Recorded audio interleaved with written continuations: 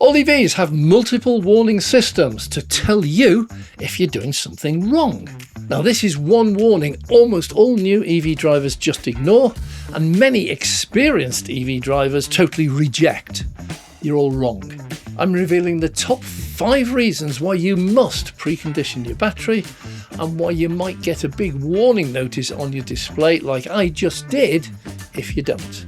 I also have a final simple but surprising message with fact number 1 that even veteran EV chargers seem not to realise. This is Dave Takes It On. I'm Dave, so let's kick the hornet's nest. Well, I just pulled up to an ultra-rapid supercharger in the dead of winter looking for a quick top-up, but my EV had other plans. I plug it in, hear the right clicks and whirs, but when I look at the screen, the charging speed is just crawling 22 kilowatts. Are you kidding me? My EV says it can charge at 250 kilowatts. What's gone wrong? I'm stuck, freezing for what seems like an eternity. Now, we've all been there. It's real, and the reason always comes from one of 2 sources. Either not understanding the basics of batteries, or your own personal belief that you actually know better than the battery manufacturer. Preconditioning your battery is a simple feature on your car that is designed specifically to slash your charging time, increase your winter range, and prolong your battery life expectancy. Simply unlocks your car's true power. We'll stick around for the top 5 facts about preconditioning your EV battery that are going to change your winter driving forever. Unless, of course, you do know better. Number 5, regenerative braking. Bet that one surprised you. What has regen braking to do with charging speed? Nearly all EVs have some, and many EVs have really powerful regen braking that converts your kinetic energy or your inertia of movement into stored electricity. My Teslas have a display that shows the amount of regen, and the gauge goes up to over 50 kilowatts. Yet, I'm just back from a quick trip to my local supercharger. Didn't use preconditioning, so I arrived with a stone cold battery, with the car having been left out all night just above freezing. The charging rate on arrival, as the photo shows, was 22 kilowatts, with big warnings on the display stating the battery is too cold. Just going to ignore those warnings for now. I'm going to come back to them later. I continued charging for several minutes. The warnings changed, but the charging rate didn't. It remained stubbornly low, finally creeping up to 25 kilowatts in a car that has a maximum charging speed of 250. In plain English, if the BMS only allows 25 kilowatts of supercharging as the maximum safe level for putting power into my stone cold battery, have a guess how much it will allow into my stone cold battery during regenerative braking. Go on, have a guess. Well, my guess is it will only allow the same 22 to 25 kilowatts into my cold battery.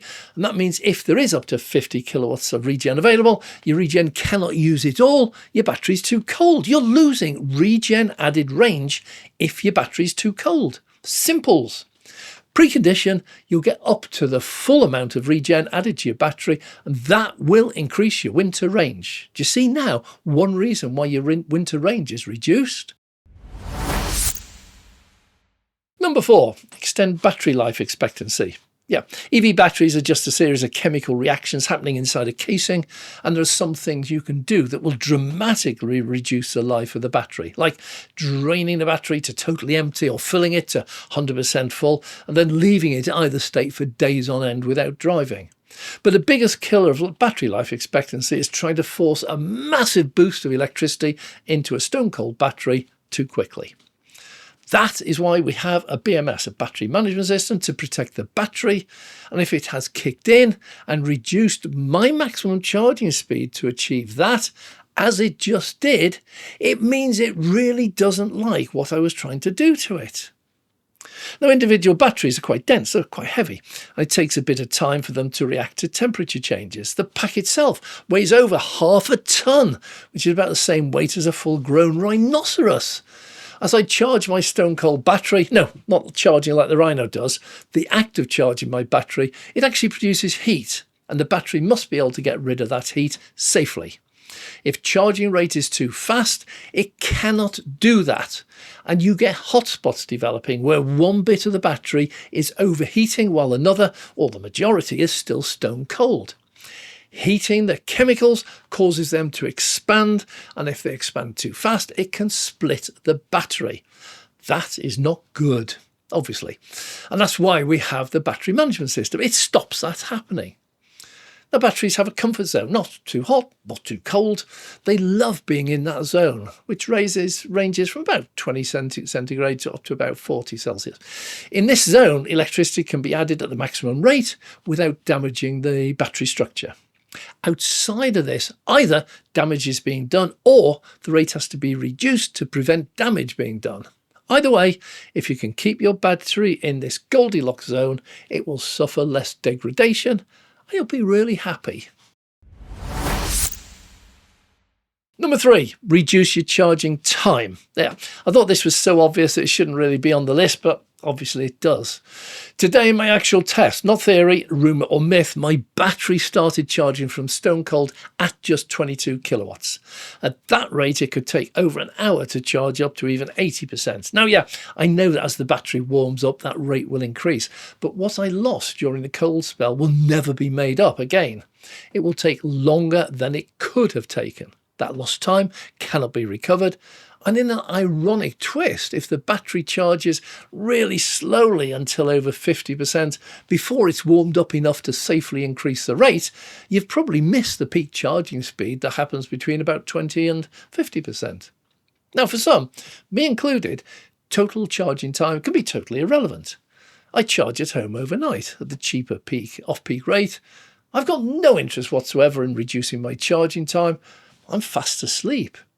As long as it's finished by the time I want to set off, the actual duration of that charging is totally irrelevant. Likewise, your stop on a road trip might take longer than your charging.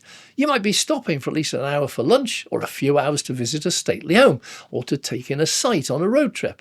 In these cases, once again, just leave it plugged in and it should be finished by the time you are ready to leave. But many of us are not on scenic road trips. Many of us might travel long distances, maybe to see family. Many of us want a faster charging experience and hate hanging around while the car charges. For them, the total charging time is more important and preconditioning is essential. If the battery is nice and warm and toasty on arrival, it will charge safely at a much faster rate and therefore will be ready that much quicker. So what actually happened in my test? Well, yeah, as I said, I first went to the local supercharger. No preparation, no preconditioning. It was freezing cold. I even turned the heater off to make sure no heaters came on. When I first plugged in, I got that 22 kilowatts. That did just creep up a few degrees, a few kilowatts, but very painfully slowly.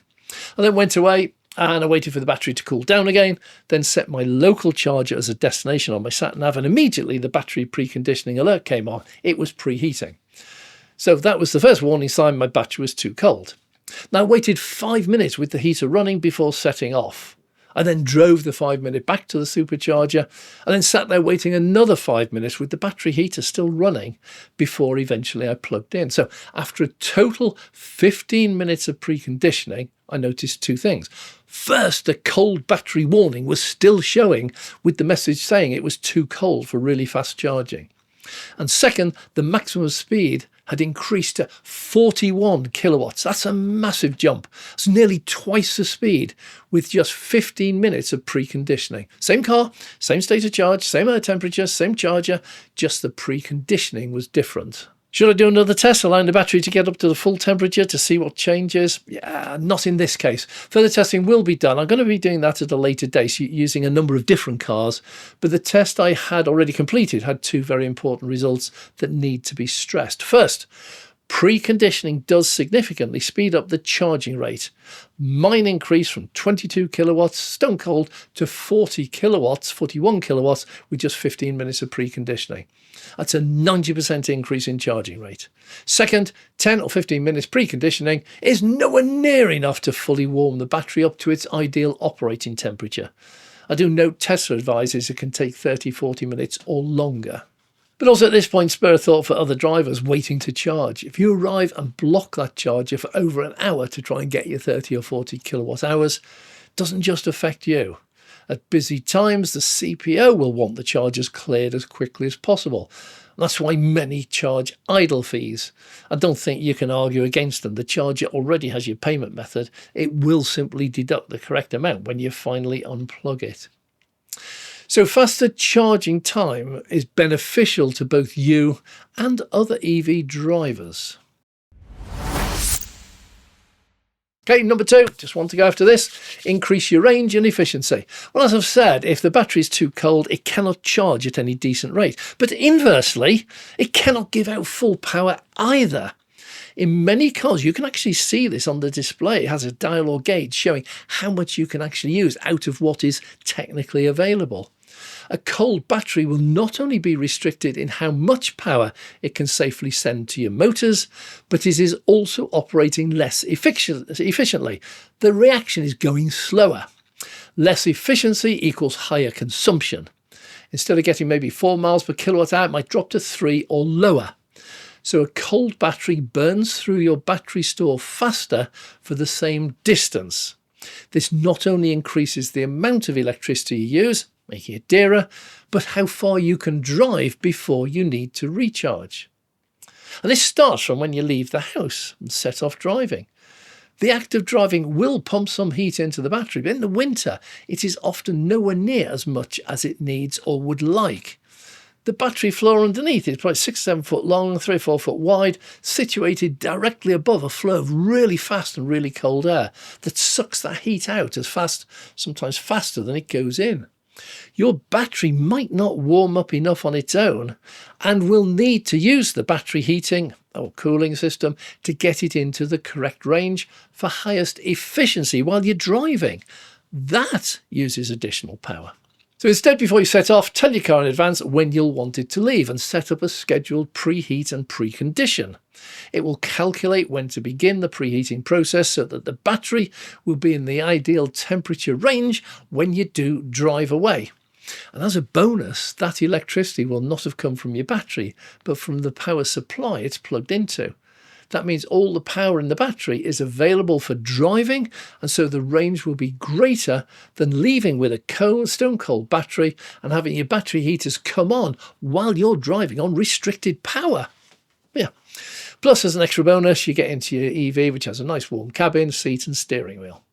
It's worth it for that alone, or is that just me as I get older? Okay, reach number 1. It is always cheaper to precondition. Wow, I said it and the flood of comments is probably already winging its way to me, telling me I'm wrong. But far from listening to your thoughts, idea and wild guesses, let me tell you what just happened to me. Channel is called Dave Takes It On, and I just took on a specific test to find out exactly what my Tesla Model 3 does in terms of preconditioning. And I can tell you it is cheaper for my EV and this test. Your EV, you will argue, of course, is completely different. Well, 2 facts for you. First, out on the road, if your battery gets too cool, the car will turn the heaters on automatically. That's exactly what a BMS does. It manages the battery during charging and discharging. So if you burn through some of your battery capacity out on the road, heating up your stone cold battery, which it will do whether you like it or not, if it needs to, you might need to stop sooner as your range will be reduced and you then have to pay those higher public rates. Preconditioning before you set off, even at your peak home rate, will always be cheaper than public charging.